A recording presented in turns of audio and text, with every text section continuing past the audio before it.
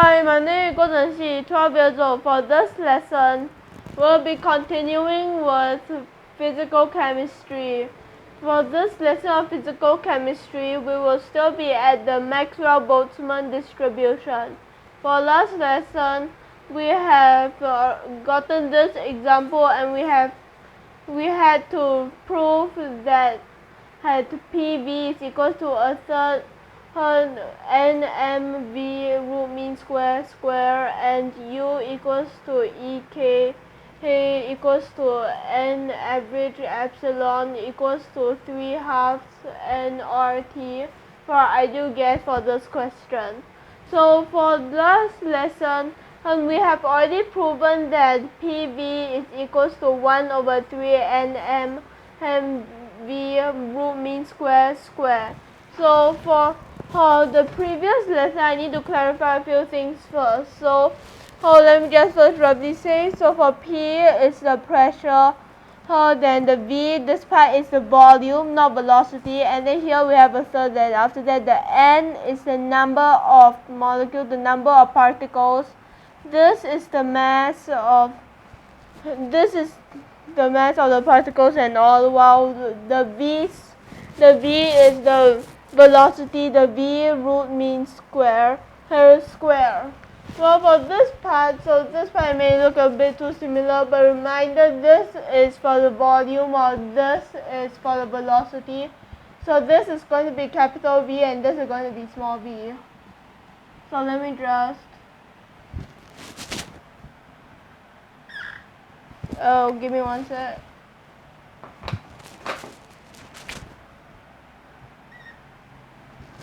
Okay, so here for this side, this is velocity. Well, for this lesson, we'll be using the results we get from here to prove what U is equals to for ideal gas. A very important thing for what we're going to prove for this lesson is ideal gas, or else the U wouldn't be getting what we wanted to get. Okay, so for this part, first of all, what is V root mean square? So first we have the root, so it is equal, first we have the root, then after that we have the mean. Basically here we have everything added together and all. So we have the mean, the total number of particles, and then we also have to square. Okay, so we have the root mean and then the square. So the root, the mean, with the adding all of them together over the total number of particles, and then each one of them have to square. So for this part, as you can see over here we have V root mean square, which we get. So technically speaking, if there's a square in the root mean square, it will just be mean square or when you have a square over here, they'll cancel, so what you'll get is V1 square plus V2 square plus all the way until Vn square over n. Okay, so this is what we'll get. So now that we have gotten this, what we're going to get next is, so PV is going to be equals to 1/3 Nm times V1 square plus V2 square plus all the way until Vn square over capital N. So once it's like this, the N and the two capital N's will cancel each other, and you will get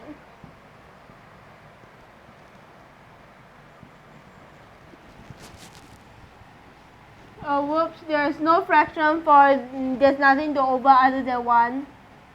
So here we have V1 square plus V2 square plus all the way until Vn square.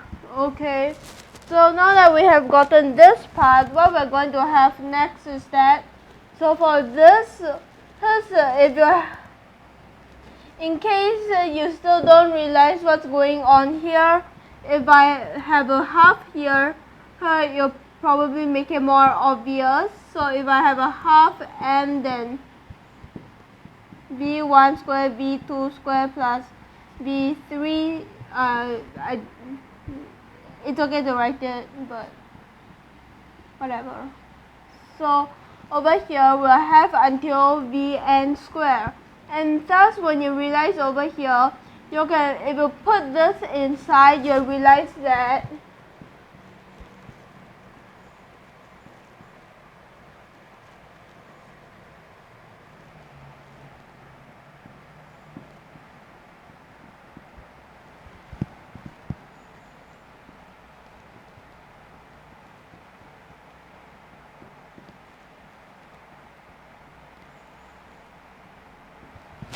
like this, okay? So now that we have gotten over here, you'll realize that all of the half mv squared, what is it about? So half mv squared is basically the kinetic energy. So here will be 2 over 3 times the kinetic energy. So which is equals to, whoops, this is too big, times the kinetic energy, and that will be equals to 2 over 3 u. You may be wondering what's going on. Well, over here for this part, what we have over here is that, so for u, as you can see here, for this part, because this is the ideal gas law, so there wouldn't be any internal attractions or anything. So it's like, even if 2 of the particles crash and all, it's like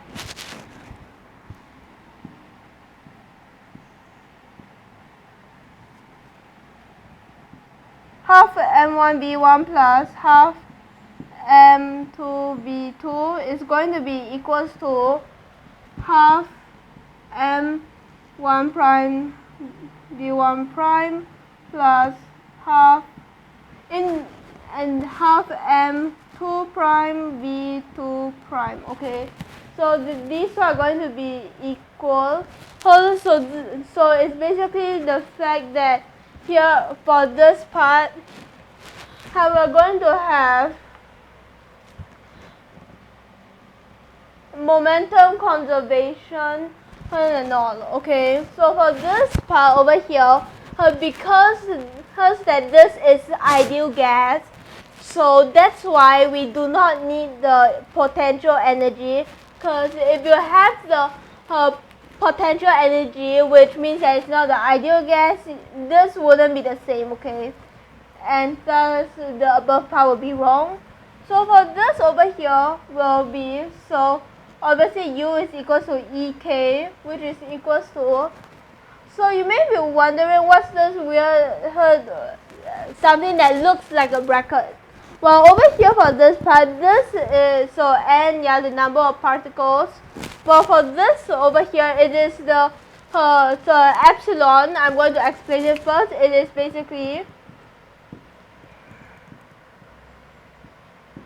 the kinetic energy for one particle, while the kinetic energy here. Well, for this part, what does the bracket-like thing? It is the average. So here, the bracket epsilon is basically the average kinetic energy.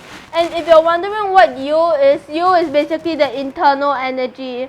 And because this is ideal gas, so other than kinetic energy, it's not going to convert to any others, okay? So that's why these two are equal. And over here, this is basically just a little bit of math over here for this part. So for PV is equal to 2 over 3U, so U is basically equal to 3 over 2 PV. And over here, we have learned it before in previous lessons that PV is equals to, so PV is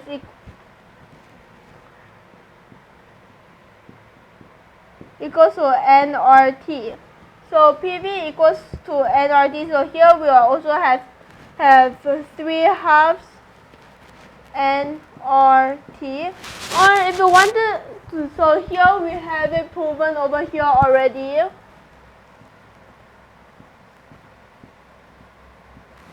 Well, for this part, well, you can choose to write this in another way, because that for this part, sure you can write it and decide that for this part you're just going to change it to nkbt.